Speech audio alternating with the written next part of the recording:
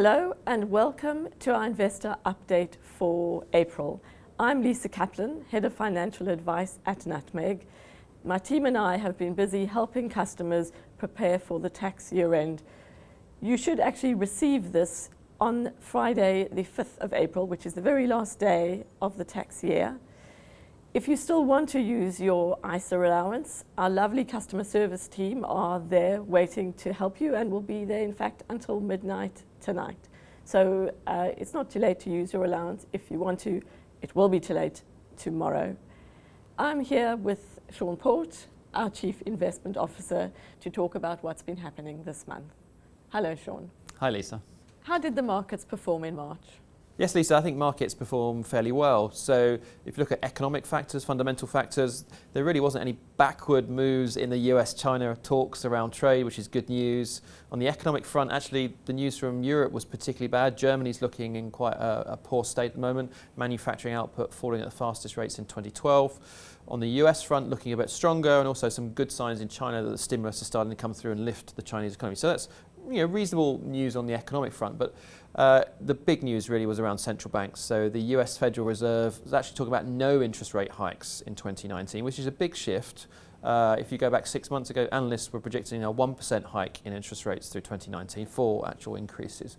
So it's a really big shift in policy. That's helped equity markets.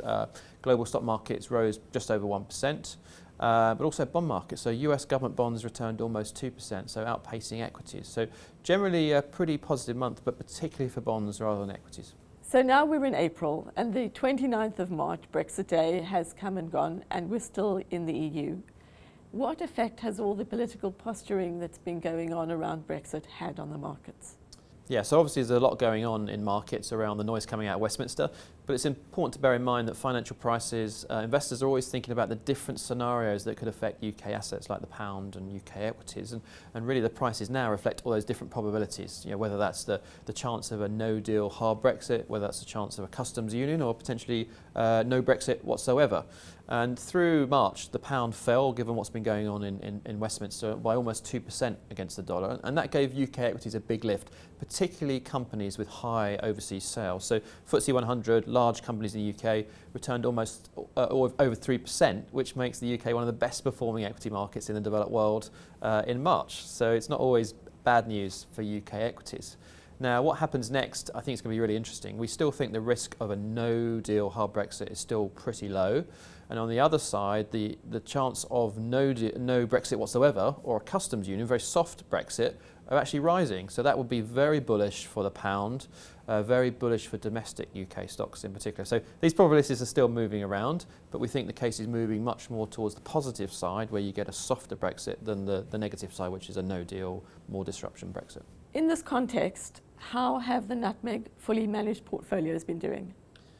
Yes, so we saw returns of up to 2% in March, and interestingly, it was portfolio risk level 8 that produced the strongest performance, and that's because long-dated government bonds had a really big rally, very strong returns, and combined with the gains from equities, particularly UK equities, produced that overall really good return in March. Year to date, we've seen returns of up to 10%, which is obviously a very good start to 2019. Has the investment team been making many changes to the fully managed portfolios? Yes, Lisa, we've made a series of changes recently in March. To begin with, we've been reducing the amount of foreign currencies we hold in portfolios. So when you make a decision to own, say, US equities, naturally you're taking on exposure to the US dollar. And in the event of a soft Brexit or no Brexit at all, we'd expect the pound to rise, which would give you a loss on that currency itself, even if US equities continue to rise. So we've been reducing the foreign currency element in a lot of our portfolios, particularly in the highest risk portfolios, which naturally tend to own a lot of foreign currencies.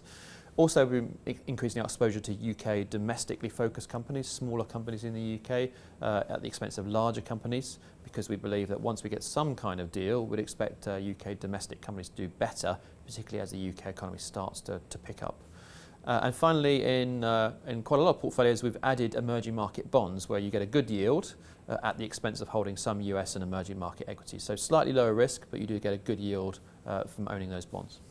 This month's customer question comes from Ruslan on LinkedIn. He was responding to our coverage of Brexit on the 28th of March, and he asks, do emerging markets present an opportunity? Yeah, so We hold a lot of emerging market equities at the moment. We have done for some time. That really hurt us last year because emerging markets really underperformed, and that was because of what's going on between the US and China around trade talks. Really took the edge off what was going on in Asia in particular. So when you're looking at emerging markets, you need to consider a lot of factors, and it's not just emerging market equities, it's also the currency, it's also the debt markets as well. So a lot of opportunities, but a lot of factors to consider. So what's happening in the individual economies, how much risk is there, what are the long-term trends around demographics, ease of doing business. There's a lot of factors to consider. So we think that emerging markets equities in particular are still quite attractive. So valuations are quite reasonable despite quite poor profit outlook. I think the valuations reflect that. The currencies are particularly cheap, in some cases very, very cheap. So there's good opportunity to get gains from owning the currency. And of course, when you invest in the equities, you own the currency as well. So you get a double bonus, if you like.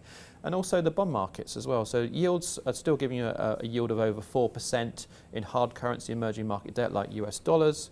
So we own those in portfolios as well. So we're generally pretty optimistic on emerging markets, and that's because China is stimulating the global economy, the Chinese economy. The US is not likely to raise interest rates anytime soon, and also those trade tensions are starting to dissipate. So the outlook, I think, for most emerging market assets is still pretty good this year.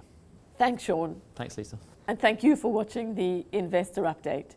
If you still want to use your rice allowance before the rapidly approaching end of the tax year, please do get in touch with us. All the details are on our website, or otherwise you can email us support@nutmeg.com.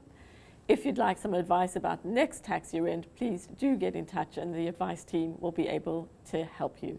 Otherwise, we'll see you next month for our next Investor Update. Thanks for watching.